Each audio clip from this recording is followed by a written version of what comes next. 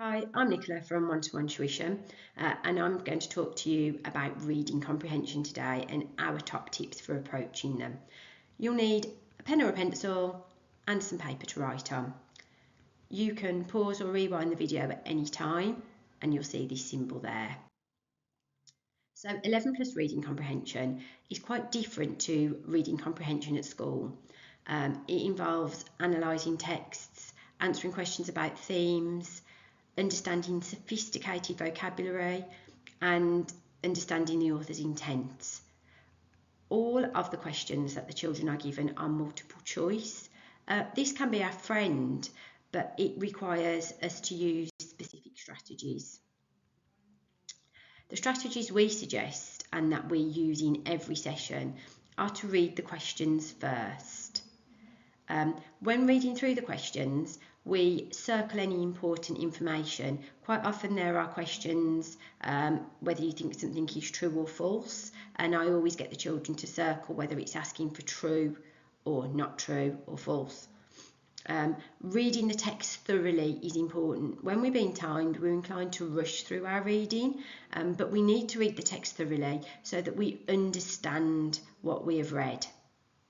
When we're answering the questions, we need to be confident, and we always encourage the children to put a cross next to the answers they think are wrong and a tick next to the one that they think is right.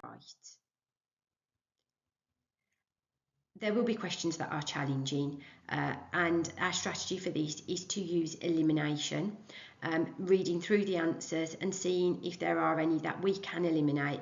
Are there any that it couldn't possibly be? And then maybe you get down to two answers and you just have to have an educated guess, which is absolutely fine. Another strategy that we suggest is to put a star or a circle next to a question and come back to it later. All of the questions are worth 1 mark. There aren't any extra marks for the trickier questions, and they don't get progressively harder.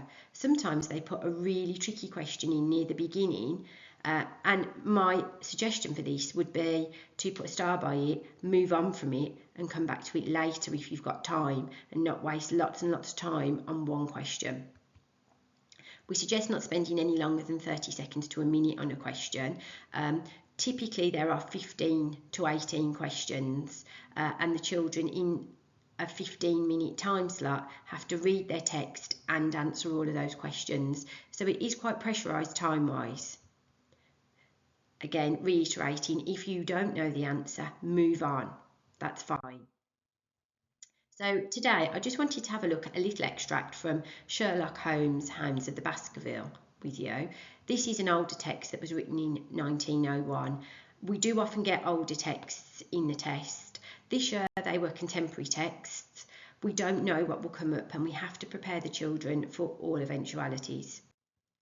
So with this text and this example, our first job would be to read through the question. So if you'd like to do that now.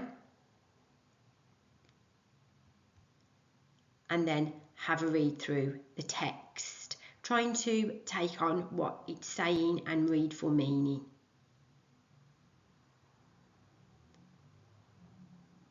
Okay, now I have read through it, I can attempt my answers. So I'm going to have a look at my answers and I'm going to put a cross by the ones I don't think it is and a tick by the ones I do.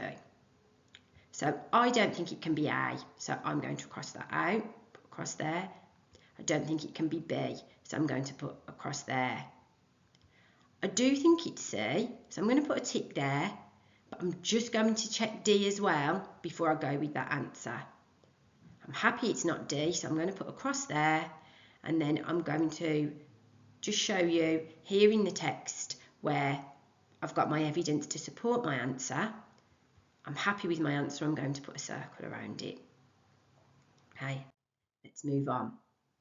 Okay, what does the phrase ominous presence of the hound suggest? Now, sometimes there'll be questions where we're not quite sure. Ominous presence is a tricky phrase and I might not know the word ominous. And sometimes we have to use a little bit of inference and think about what we know about the text. So I know here, despite the growing darkness and the ominous presence of the hound, so I know that's not going to be friendly and comforting, so I'm going to cross out A.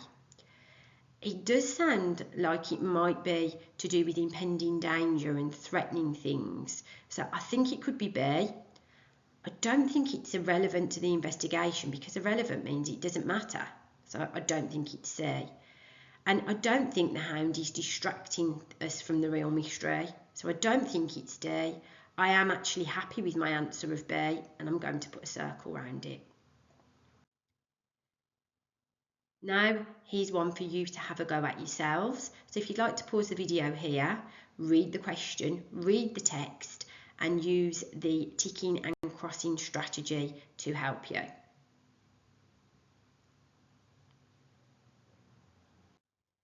Hopefully you've had a go at that one. And if you've had a go at that one, then you will have maybe used this section of the text to help you. So therefore, I don't think it's A. I don't think it's B either. I think it's C, but I'm going to check D. I don't think it's D either. So I'm happy with my answer of C. I'm going to put a circle around that. Hopefully you managed to get C as your answer as well. Well done if you did.